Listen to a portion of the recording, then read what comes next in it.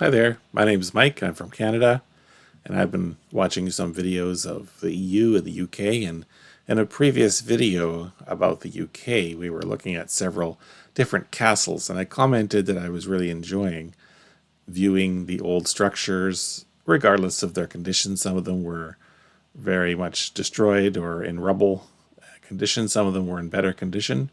But my thought generally, though, is that I have exactly no castles nearby to me in Canada, just because we're a younger country. And so I did have some comments, and someone suggested I look at some of the other ancient structures in the UK. This one's called West Kennet Long Barrow. And I wasn't aware of this. I have not heard of it before. So I thought I'd pull up this video and watch it and share my reaction with you. So let's take a look. Welcome to another one of my weird walks. I'm in a very wet and windy Wiltshire today on this beautiful September day.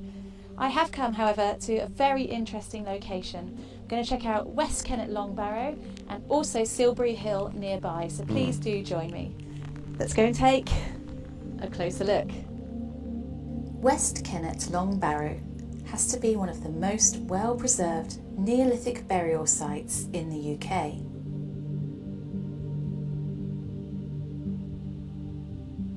This 30-foot long ancient burial tomb dates to 3600 BC, making it even older than both Avebury Stone Circle and Stonehenge. Wow. It's interesting that, I have heard of Stonehenge. I guess it's perhaps a worldwide well-known structure and in the UK, but I've surprised this structure here I've never heard of before, and it's older, but maybe it's not as grand. Looks like it's more significantly underground as it is a burial chamber. But let's see what else we see here.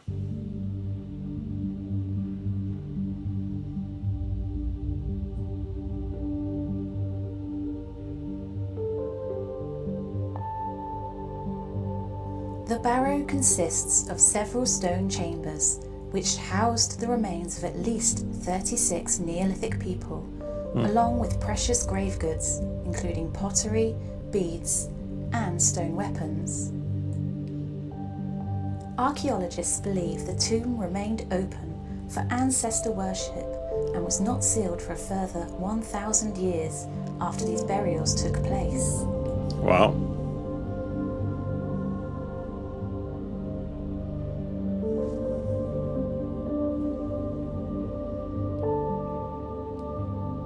Today, West Kennet Long Barrow remains open to all who wish to investigate this incredible piece of Neolithic history.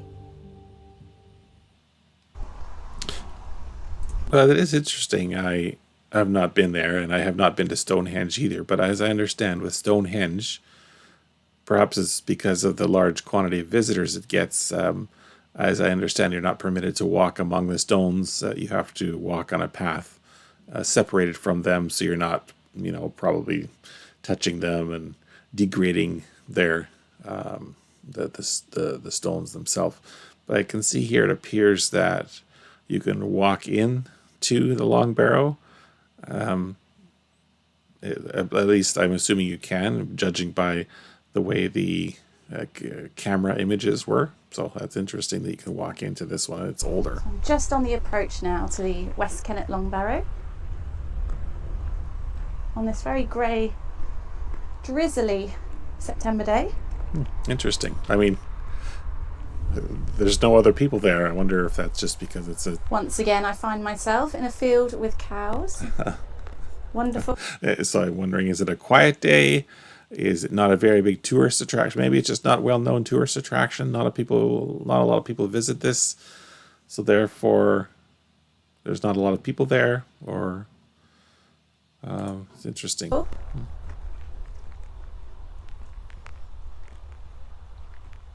Private land. Oh, I see. I've got to go to the left. Okie dokie.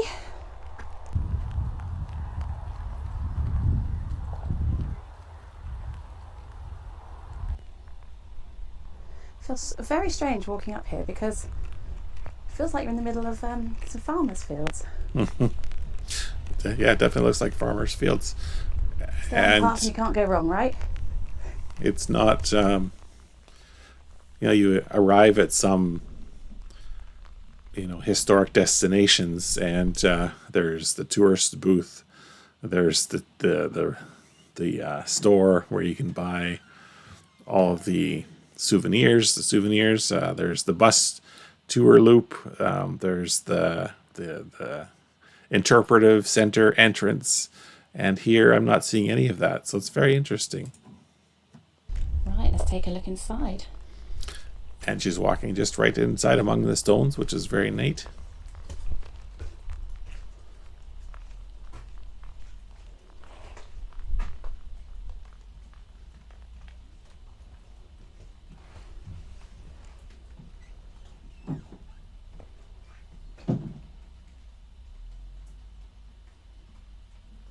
It's nice to see that it has not been, vandalized. There's not, spray paint, graffiti on the walls. It seems to be intact.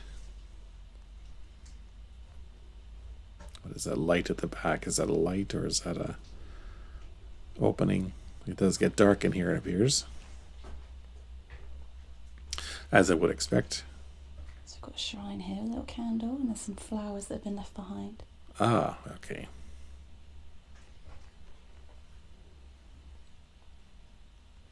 Oh. Incredible. So 36 people, apologies about my camera light, were buried here in the Neolithic period.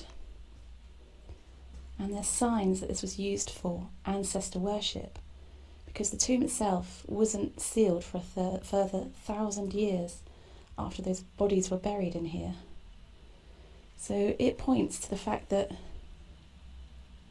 these Neolithic people would go in and out of the tomb and bring the bodies of the dead in and out so that those bodies could take part, so to speak, in important rituals and Sabbats like the solstice, both summer and winter. Well, that's interesting. Archaeologists believe that that's what She said they would take the bodies in and out of the tomb. That's not what I expected her to say. I expected that perhaps they may, worship or pray amongst the bodies of their family. But I was surprised when she said she was moving the bodies outside for solstice celebrations and that kind of thing. That's definitely different. And obviously, it seems now that the remains of the bodies have been removed now that this is open to the public. So I'm sure they've been removed respectfully, interred somewhere else. But it's very early ancestor worship. Looks like a sunflower in there. And nobody missed out, not even when they were in the afterlife. They were still included by the community. I find that absolutely fascinating.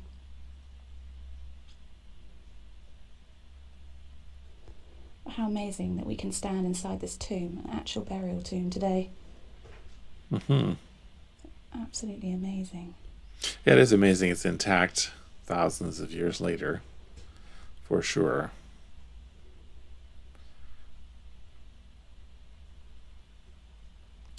And the fact that we're permitted to just simply walk into it, again, feathers. I suppose you could not. And there's a small statue there as well.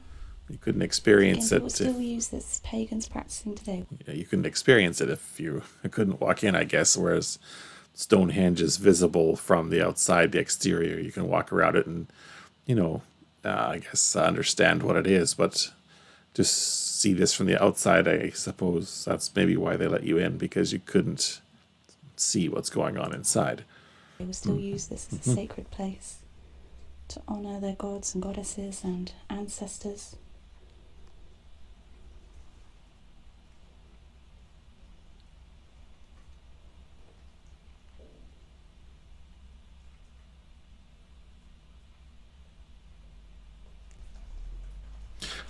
Yes, interesting. The rocks, they I appear read on the to English heritage sign as well that they these rocks appear to have been stacked here. It's not like this was dug out of the ground or dug into a side of a hill or something. There's at least or at least the top part of the structures has been assembled by humans. It appears, just looking at this image now, it looks like, these rocks were placed here and then covered over by soil afterwards.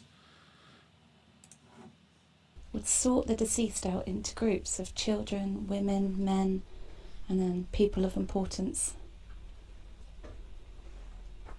Particular importance. Everyone's important. I mean, people that maybe had status within their community. Oh, I see. There was different chambers here. Okay. And again, it's just amazing, isn't it, that Neolithic man created this without the tools, without the road systems we have today. Yeah, I can imagine it would take a lot of It's a great big muscle heavy power sandstone to stones. assemble this, for sure.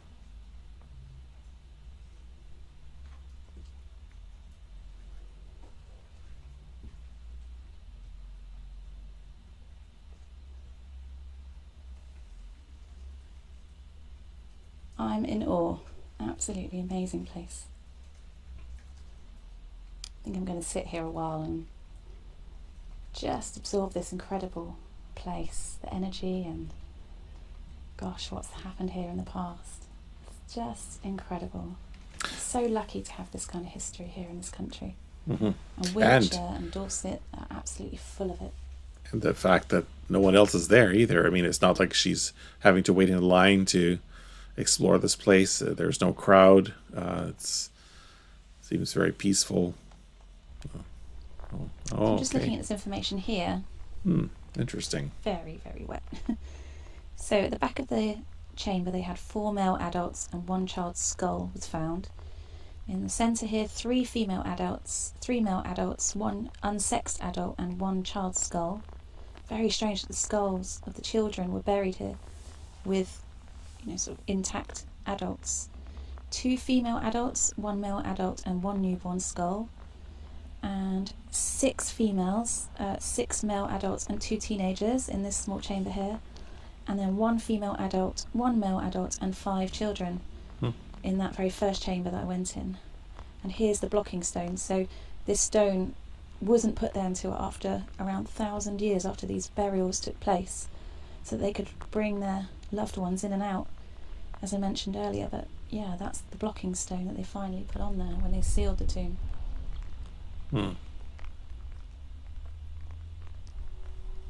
Interesting. Okay, so I'm just going to have a little look over the top now. Oh, these big steps. Imagine these stairs were built in more recent times, I'm having to guess. I assume if you block the tomb and you Silbury close it Hill up, over in the distance. I assume if you block it, you probably are trying not to make it obvious that it's there, partially to hide it, perhaps. Anyway, let's see what else she's seeing here. Here we are. Very beautiful countryside, as I've commented before. It seems, I know she said this is September, I think, so very green. And you can see some of the fields have been harvested. And to my amazement, the entire... So, there are stories of ghosts here. The entire area is, undeveloped. Which, as I said before, if you have a tourist attraction, or so you say, there's often infrastructure gets built around it, and this has been left untouched, which I think is very nice. So this seems very much intact, and as it has been for thousands of years, and probably has been in a farmer's field for thousands of years. So that's very nice to see. Here, of course, with 36 burials having taken place, it's reported that a priest dressed in sort of pagan clothing is seen around the solstices going in and out of the tomb. He is accompanied by a white large hound with red ears, And these dogs are supposed to be associated with the Fae. So we've got some fairy lore here at this location.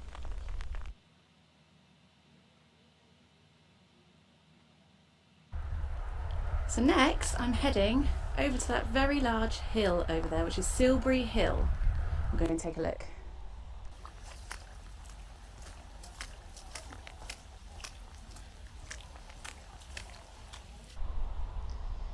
Okay, and here in front of us we have Silbury Hill, and it's quite difficult from my camera to get a real good idea of just how big this hill stands, and it's the largest man-made prehistoric mound in Europe. It's 30 metres high and 160 metres wide. It was built around about the same time as Avebury, so it's equally as ancient as the Avebury site nearby.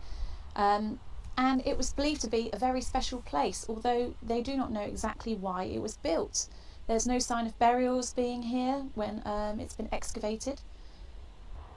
Archaeologists over time have dug 3 separate tunnels into the centre of the hill.